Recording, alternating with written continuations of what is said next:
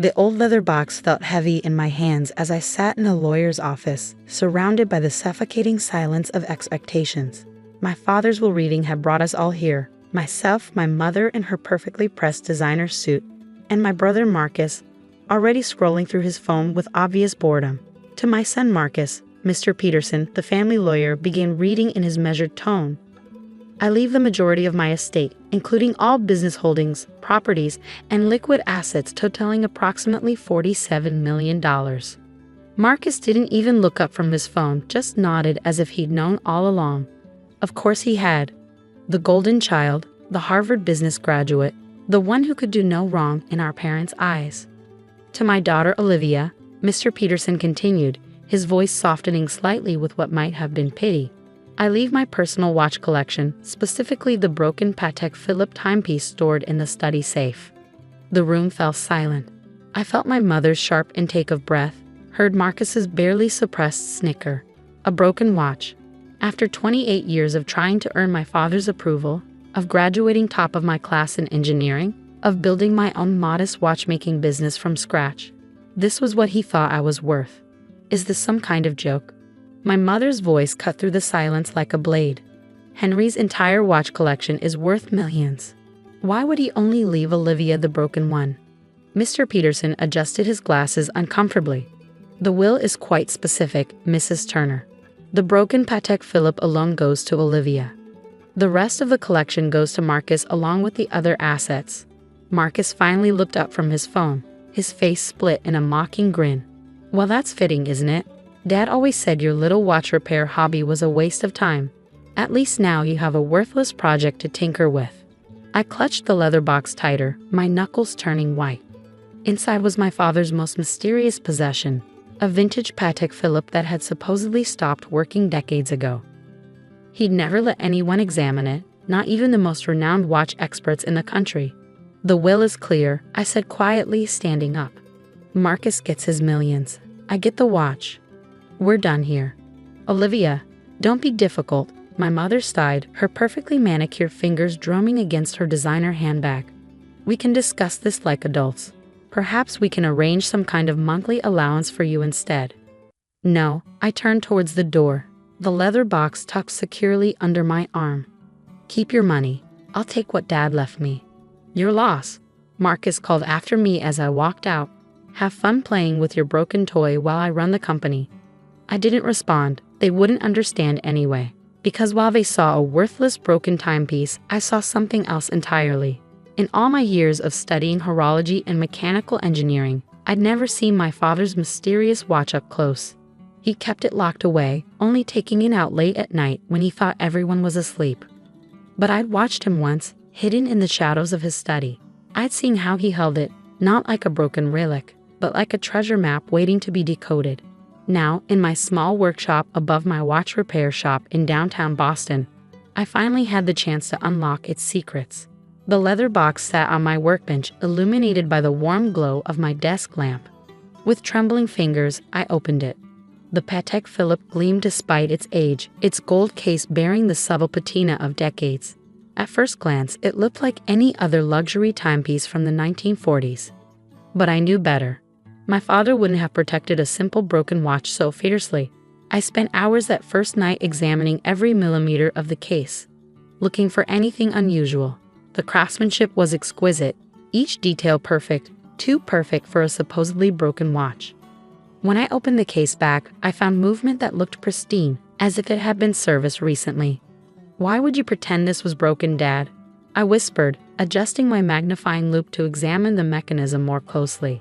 What were you hiding? That's when I noticed it, a slight inconsistency in the pattern of the engravings inside the case back. Most people would have missed it, but I'd spent years studying vintage timepieces. This wasn't a flaw, it was deliberate. My heart racing, I reached for my finest tools. If I was right, this wasn't just a watch. It was a puzzle box, the kind that could only be opened by someone who truly understood the intricacies of watchmaking. As I worked through the night, carefully manipulating tiny levers and hidden mechanisms, I thought about my father. He'd never supported my passion for watches, had actively tried to discourage me from opening my own shop, yet he'd left me this, his most closely guarded possession. Finally, just as dawn began to creep through my workshop windows, I heard a soft click. A hidden compartment in the case back sprung open, revealing a carefully folded piece of paper yellow with age. With shaking hands, I unfolded it. Inside, in my father's precise handwriting, were a set of coordinates and a single line of text. For the daughter who sees beyond the surface, follow these coordinates. What you find there will change everything. I stared at the numbers, my mind racing. The coordinates pointed to a location in the Swiss Alps. My father had traveled there frequently for business meetings, always alone, always secretive. Just then, my phone buzzed. A text from Marcus. Hope you're enjoying your worthless inheritance, sis. Board meeting tomorrow to officially make me CEO. Don't worry, I'll take good care of Dad's legacy. I looked at the coordinates again, then at the watch that had revealed them. My father had built his empire on secrets. That's what everyone always said. But maybe, just maybe, his greatest secret wasn't in the company at all. It was hidden away in the Swiss Alps, waiting for someone smart enough to find the key. And he'd given that key to me. I opened my laptop and booked a flight to Switzerland. Marcus could have his millions and his CEO title.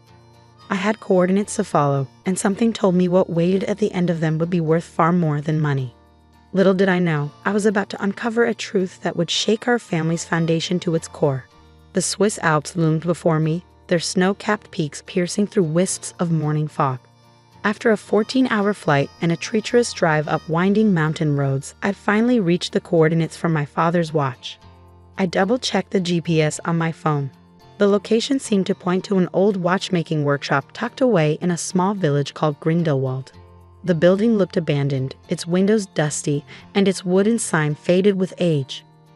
Horlogerie Weber, I whispered, reading the barely visible lettering. My father had mentioned this name once years ago when he caught me reading about vintage watchmaking techniques. He quickly changed the subject, but not before I saw something flash across his face. Was it fear? The door was locked, but I noticed something odd about the keyhole. It wasn't modern, it was ornate, antique, almost exactly the same size as. My hands trembling slightly, I pulled out my father's watch. The crown, when removed, was precisely the right shape. It fit perfectly into the lock. The door creaked open, revealing a workshop frozen in time. Wooden workbenches lined the walls, their surfaces covered in watchmaking tools and half-finished timepieces. Everything was coated in a thick layer of dust, except for one area. In the center of the room stood a massive safe, its surface gleaming as if it had been regularly maintained. On its door was an intricate mechanism that looked less like a conventional lock and more like the inside of a watch movement. "Oh, Dad," I breathed. "What were you hiding here?" Before I could examine the safe more closely, I heard footsteps behind me. I spun around to find an elderly man standing in the doorway, his sharp eyes taking in every detail of my presence. "So," he said in accented English, "Henry's daughter finally arrives. We've been waiting a long time for you, Olivia." I stepped back, startled. "Who are you? How do you know my name?" The man smiled, walking into the workshop with the confidence of someone who belonged there. "I am Klaus Weber. Your father and I. We had an arrangement. He knew one day you would come." My mind raced. Weber, the same name as on the shop sign. "My father never mentioned you." "No, he wouldn't have. Just as he never told you the truth about how he really built his fortune." Klaus ran his hand along one of the dusty workbenches. "This workshop holds secrets that would destroy everything your brother thinks he's inherited."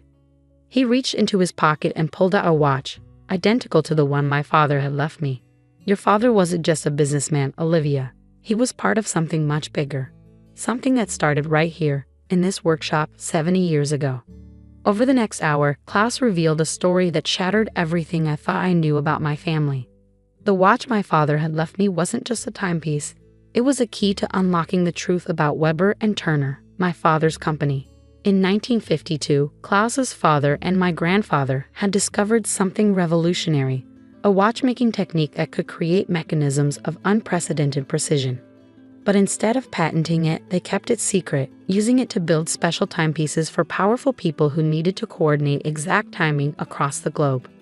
"Your father didn't build his fortune through normal business," Klaus explained. "He built it by being the keeper of time itself. Every major coordinated business deal, Every synchronized global transaction over the past 30 years, they all relied on our watches. My mind was spinning. But why keep it secret?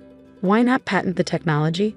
Klaus's expression darkened, because what we created wasn't just about keeping time. It was about controlling it. These watches, when synchronized, can create moments, microseconds, where time itself seems to pause. Imagine what that means for global financial transactions, for coordinated military operations, for anyone who needs to be first in a world where milliseconds mean millions. I thought about Marcus sitting in the CEO's office, thinking he controlled everything. He had no idea that the real power of Weber and Turner lay hidden in this dusty workshop. Your father knew you were the only one who could be trusted with this, Klaus continued. He saw how you built your business from nothing, how you understood the soul of watchmaking, not just its profits. That's why he left you the watch. It's not just a key to this workshop, it's your invitation to join us. He turned to the gleaming safe and began adjusting its mechanism. The question is, are you ready to become a keeper of time? The safe door swung open, revealing rows of watches identical to mine, each one a key to power most people couldn't imagine. But more importantly, there were documents, proof of how Weber and Turner had really built its empire. Just then, my phone buzzed. Another text from Marcus. Just finished my first board meeting as CEO. Making lots of changes. Shame you're not here to see your little watch shop get bought out and demolished next month. I looked at Klaus, then at the safe full of secrets.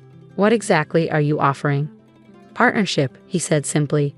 Your father's shares in the real Weber and Turner. The one your brother knows nothing about. The one that actually controls time. I thought about all the years I'd spent trying to prove myself to my family. Now I realized my father had been testing me all along, preparing me for something far bigger than a family business. When do we start? I asked.